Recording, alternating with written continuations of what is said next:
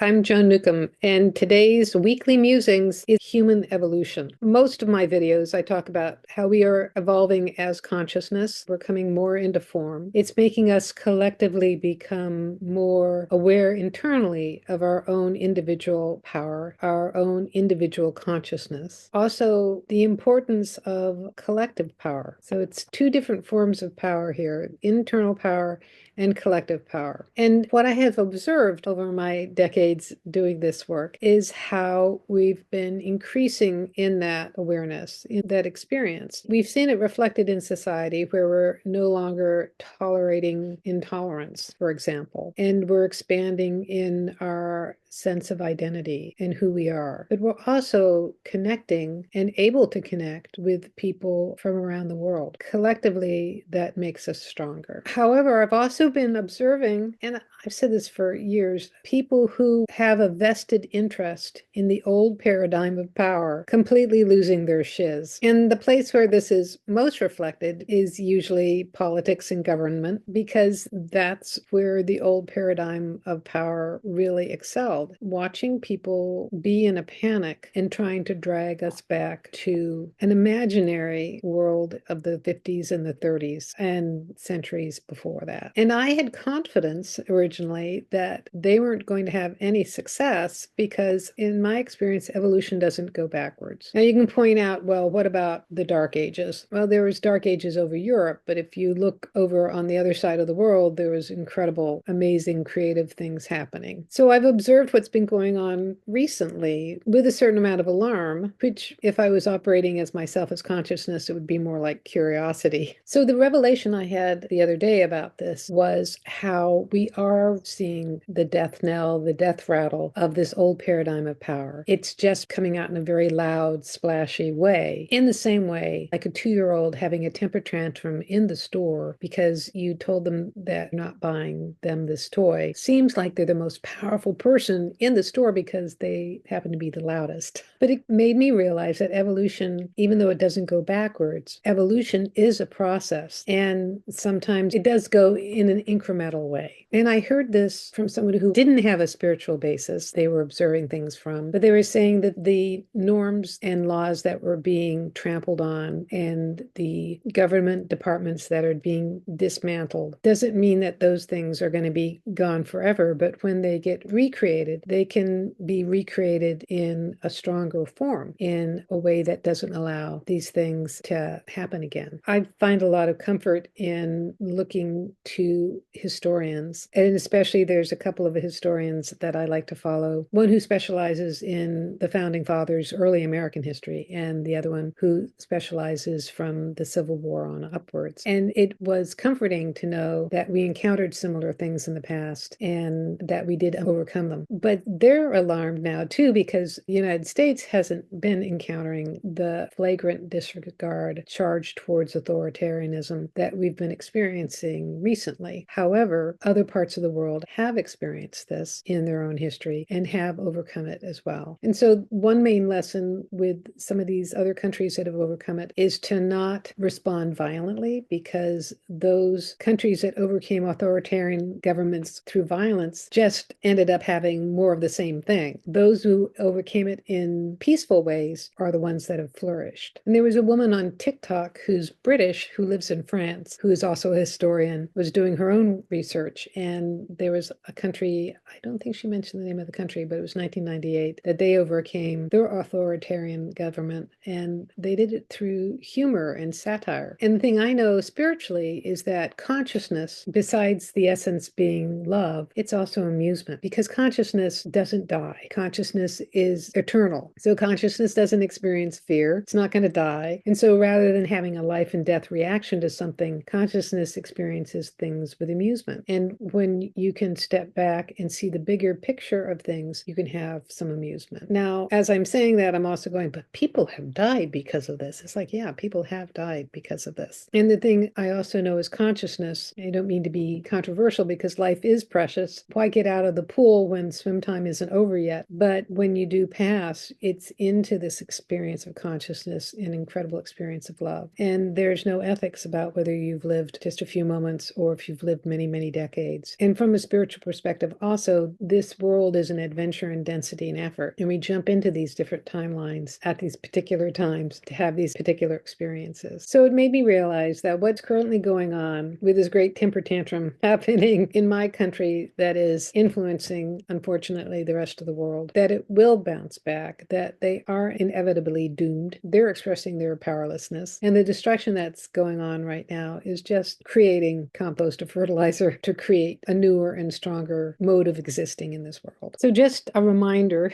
that we are more than just our bodies, and we're more than just our storylines. We're more than just what's unfolding in the world, and that each of us is consciousness. And within us, we are infinite, and therefore we're infinitely powerful. And when we connect with others on this same level, that's also when we're even more infinitely powerful. And we can withstand all that is going on in the storyline. So one other thing I was going to say is that when I was younger and I voted for things, I grew up a conservative, and I just voted conservatively because that's what my family had done since Lincoln. And I didn't pay attention to what happened later on. I didn't also grow up in the United States, and so I didn't know anything about history or government. And I've learned so much more now. So I now understand bureaucracies created to help ultimately do the best to take care of people. So if you look at the history and the timeline, where it's diverged is when people are more interested in the gathering of power, regardless of the benefit of the people. But the United States was created for the people and by the people, in resistance to tyranny, in resistance to a king who I think might have had dementia and was doing unreasonable things and certainly not taking care of the people. And so it's much